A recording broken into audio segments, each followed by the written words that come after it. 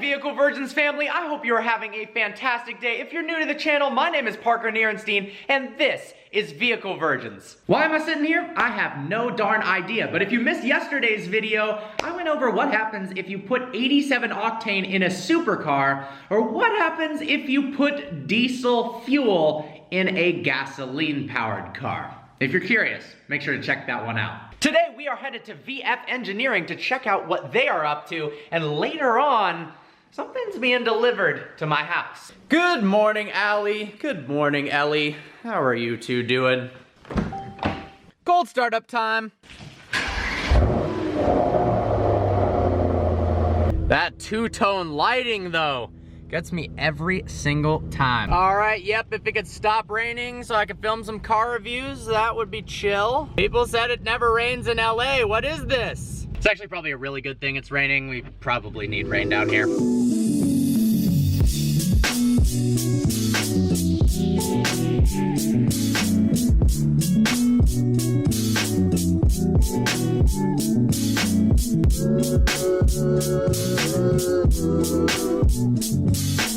Oh my God, that is a lot of ambulances and fire trucks. What on earth? I really hope those people are okay. That was not looking good. Jay's S550. I've always found it interesting that Ford decided to use the chassis code for the current generation Mustang S550 because Mercedes already has the model S550, so it is a little bit confusing when people say S550. Are you talking about a Mercedes or are you talking about a Mustang? BMW actually did the same thing with the V10 M6, the E63 BMW M6, which is confusing because Mercedes makes the E63 sedan. Interesting choice for a name designation. I'm sure the LA County Fire Department is enjoying this rain. They have to deal with so much stuff. Seriously, guys, thank you so much for your service during those crazy fires. When it rains in LA, people do not know how to drive. It is accident city out here on the freeway. Look, these people are literally standing on the freeway with umbrellas. Just showed up to VF. We're having a little meeting, but this is something special. A last generation Audi R8 that they are putting a supercharger on, and after it's done, we are going to review it. This thing's gonna be an absolute beast. Really like the color on this too. Around back, we've got some superchargers for the Performante. They're referring to this as a hypercharger because it takes basically a supercar and turns it into a hypercar with the Performante. Seriously, I can't think of a more practical, razor-sharp weapon than a Performante with a supercharger. For $330,000 to $350,000, you're getting hypercar levels of performance in something that you're not as afraid to drive because it doesn't have the hypercar price tag. You've got the reliability and silly fast. All right, Nick, why are we on the ground here? Well, we've got here Performante exhaust from a stock Performante. And the reason for showing you this is to show you how the exhaust gases travel through the factory exhaust system on this Performante. What's missing are the two valves, as they've been reused on the system we've designed, but we can still see for purposes of explanation, when the engine is traveling at part throttle or under part throttle load, the exhaust gases are entering through this section here, through the bellows, these flex joints, and they will encounter the valve which is here and will be closed. So all the gases travel up and into the canister and across to the other side, out of the canister along this pipe here, and then out this exhaust side. So the exhaust coming in through here is exiting through here at part throttle, and also for the opposite bank. So the exhaust traveling through this way is coming through out and out here. So at full throttle, the valves will open, and those pipes will actually not be doing anything, and the exhaust gases will be exiting directly straight out through these pipes. So it's effectively a straight through exhaust system. It's amazing. That's awesome. That's awesome. It's crazy. At full throttle, if you look down through these, if you keep a safe distance and you look through these pipes here, you can actually see the catalytic converters glow, which is wild. Yeah, that's awesome. They're effectively kind of like here, as they're a part of the headers of the engine, and you get a straight shot view of them. I was behind my friend Taylor in his matte black Performante one night on the highway, especially at nighttime, once the car has heated up the cats in the exhaust enough. it's ridiculous. I almost thought that it was painted on or something. That's how bright red the exhaust glows. There's no X-pipe at all. It's just an empty space in there. Yeah, well, actually at part throttle, the gases are traveling through the canister. We haven't opened this design up to see how they may be interconnected, but typically at part throttle, we're not looking for high performance. Gotcha, yeah. An X-pipe, but at full throttle, there is no joining of the banks. Yeah. They're direct straight through, which is very similar to the Super Trofeo race cars, yep, which are just basically straight through exhausts. And you can see from the design that they don't believe that X-piping the exhaust systems is of any benefit for scavenging. There we go. More awesome information from Nick from VF. Thank you. Thanks. Another awesome day at VF Engineering. We are headed home to take delivery of that car. I'm not gonna lie, having Apple CarPlay and using maps is pretty awesome. No longer do you have to use your car's stupid GPS, you can actually use the one on your phone. A rare beluga whale is spotted in the wild. Look at it in its glory. I know this is nothing new, but showing which lane you need to be in for the right exit, I like that a lot. I love visiting VF. Literally every time I go, I learn something new about cars. Nick is a serious genius. I've got a super exciting project coming up, a collaboration between me, Google, and VF. Stay tuned, it's gonna be epic. Just got off the phone. Apparently Alfa has already dropped off the car at my house. I'll explain a little bit more in a bit. Woo, there it is, freshly delivered. All right, let's bring this Stelvio into the driveway, shall we?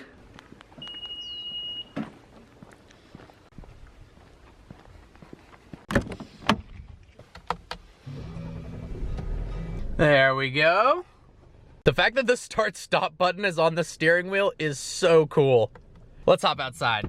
So what on earth is an Alfa Stelvio doing in my driveway? Why did those two guys just drop the car off at my house? It's actually a pretty awesome story. So a little while back, I did a review on the Giulia Quadrifoglio.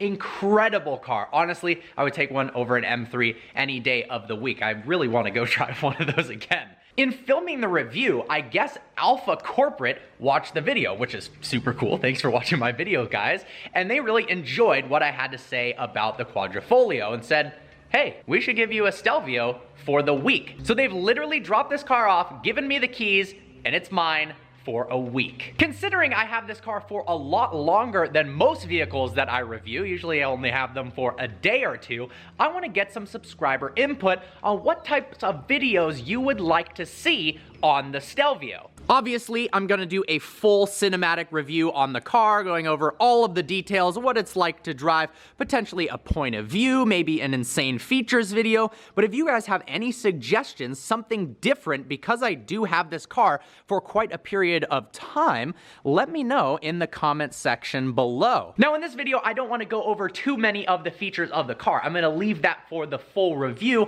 I'm thinking just some first impressions, as this was literally delivered like 5 minutes ago. Let's go over the exterior and then we'll hop inside the Stelvio and take it for a spin. The Stelvio is built on the same platform as the Giulia. Funny enough, when Alfa announced they were gonna make another car, in addition to the Giulia, there were all these renders of a Giulia wagon that was slightly higher off the ground. Pretty cool. But they brought this, the Stelvia, to the United States, which honestly is a really good looking SUV. This one is finished in Alfa Rosso. I love how Italian that is. It just means red, I think.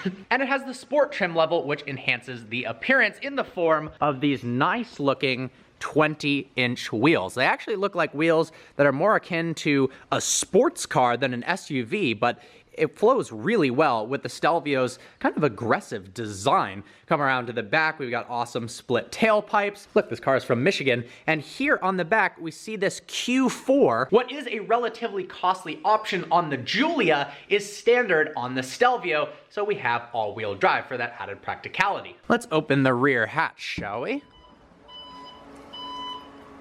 With the rear seats folded, we have 57 cubic feet of storage in the back. I mean, you could fit anything you could imagine in there. So in terms of practicality, the Stelvio has got you covered. There's even a cigarette lighter port back here. Interesting. Let's hop on in the inside, shall we? I love the embossed Alfa Romeo logo in the headrests.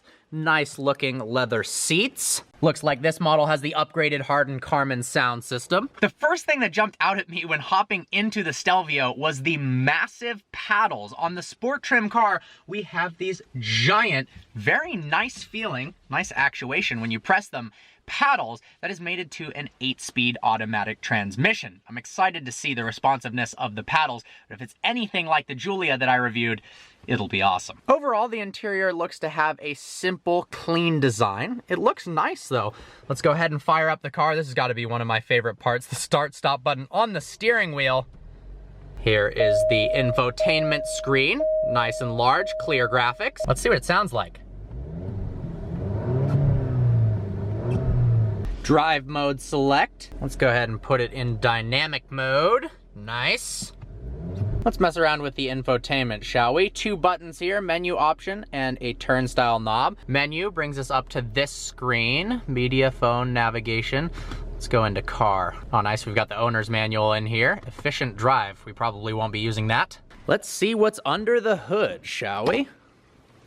There are 2 engine options for the Stelvio. We've got a 2-liter turbocharged 4-cylinder that's fitted in this car, and then there is the Quadrifoglio, that twin-turbo V6 that makes 505 horsepower, making it the fastest SUV around the Nürburgring. Now, originally, I had actually asked Alfa if they had a Stelvio Quadrifoglio for me to drive. They don't have one in the press fleet yet, but once that comes around, we will certainly get our hands on one. You have to admit, the Stelvio is really good looking from the front. Before we take it for a drive, let's take a look at the Monroney sticker real quick. Alfa Stelvio TI Sport all-wheel drive, that's the one we have. The base price of the Stelvio, $43,995. Then we've got some optional equipment, the sport package that I talked about, as well as some other options, bringing it to $55,240. Fuel economy, 24 overall, 22 city, 28 highway, not bad. I think it's time to take this thing for a short drive and go over my initial driving impressions. Like I said before, I'm going to do the full cinematic review with all of the specs and everything you need to know about all the various trim levels of the Stelvio, but I wanted to give you my first genuine reaction to taking delivery of this car and taking it for a spin, like you would if you were to buy one. This is exciting. Honestly, Alfa's doing a fantastic job for a company that's basically just reintroduced itself into the US market. No longer do we just have the BMW X3 and the Audi Q5. We've now got options from Jaguar and now Alfa Romeo as well. And honestly, just from the looks of it and initial impressions, I think I'd much rather have this than a BMW M3. Plus, not as many people have one, so you can be unique. Go ahead and put it into drive, and let's set off. Out on the road, so far the Stelvio is incredibly comfortable. These seats feel great, and even though this is the sport trim, which comes with sport tuned suspension, I've gone over some speed bumps and soaks them up very, very nicely. I think honestly what I'm most curious about, given the fact that we have these massive paddles on the steering column, is how fast does the transmission actually respond when you're in manual mode? So, flick the shifter over to the left. Now we're in manual. Let's see, I'm in 5th. All right, let's see, 2nd gear downshift. Wow, that was pretty good. Whoa, this thing has serious pickup.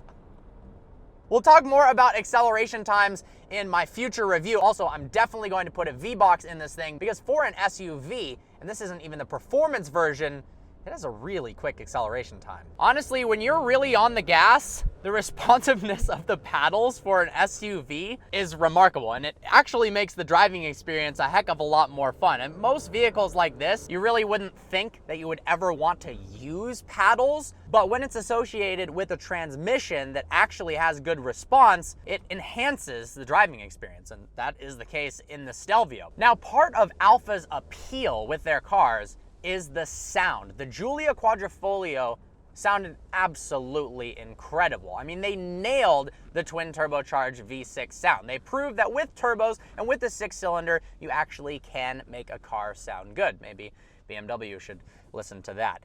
With this car, we've got a turbocharged 4-cylinder, and while it doesn't have the aggression and the downright beautiful exhaust note of the twin turbo V6, it actually sounds pretty decent for a 4-cylinder.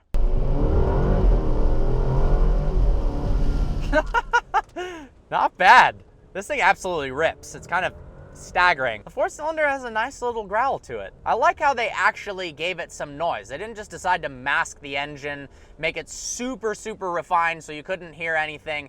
They actually want some emotion in the driving experience. And I really think that's what Alfa is all about. Having a fun, emotional driving experience, engaging in the car more than just obviously something to get from point A to B. And that's why we have, even on the 4-cylinder model, giant paddles, a relatively loud engine note, and a sporty dynamic driving experience. I'm in dynamic mode. Steering feels nice, actually. A lot of SUVs, they lose all steering feel, and it almost feels like you're driving a bus. It's really loose, and you have to turn the wheel so many times to actually get it to go around a corner, but pretty direct steering there. Also, I just got an indication that was saying I was going over the lane, warning me that, but I was making a right turn, so I was able to go over the lane. Visibility out the front, very nice. Over the sides as well. In the rear, it's definitely hindered a bit by the car's design. The roof slopes down in the back, and thus the rear window isn't quite as big. We've got this massive panoramic sunroof. I gotta check that out. Huge shade too. What? Wow, that's awesome. That is a big sunroof. Got a nice speed bump here. Let's see how it takes it. Yeah.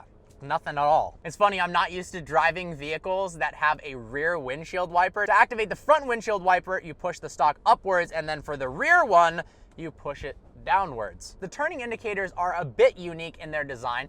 Like a BMW, if you just tap it slightly, the turning indicator goes for a few ticks and then it ends. If you push it down all the way, then it goes indefinitely until you turn the steering wheel to a certain degree and release the steering back. But if you want to cancel the turning indicator in the Stelvio, it is a little bit more difficult than some cars that I've driven. Let's say you want to make a lane change and you decide, I'd actually rather not do that. If you activate the turn signal all the way, in order to turn it off, you can't just push it back down. That'll flip it the other direction. You've got to push it up or down just the slightest amount to cancel it. Takes a little bit of getting used to, but not that big of a deal. Wow. This is actually really quick. Let's test out the brakes. We've got standard Brembos on this thing. Yeah, they stop well. I'm a huge fan of the Stelvio's steering wheel design. It's the perfect diameter, just like the Giulia Quadrifoglio was. It's a little bit thin, but I actually enjoy that. We've got just the right amount of buttons. The engine start-stop button being located on there is awesome. Volume control, track, and then we've also got voice activation, as well as your phone, lane keep assist, automatic cruise control. Obviously, after spending several more days with the vehicle, I'll comprise a holistic review, go over everything, but my initial impressions of the car are good. We're on a bit of a twistier road right now. Let's see what its driving dynamics are like when you're really pushing the car. Wow! Honestly, for it not being the top of the line model, this thing is really fun around corners. I can't imagine, and it's no surprise to me, why the Quadrifoglio has the record around the Nürburgring for an SUV. Well guys, I hope you enjoyed this video, heading to VF, learning some more stuff from Nick, and taking delivery of the Stelvio. If you're not part of the Vehicle Virgins family yet, smash that subscribe button, turn the notification bell on, because we've got some awesome videos coming with the Stelvio, as well as some other cars that I am going to be reviewing in the next week or so. I look forward to seeing you next video.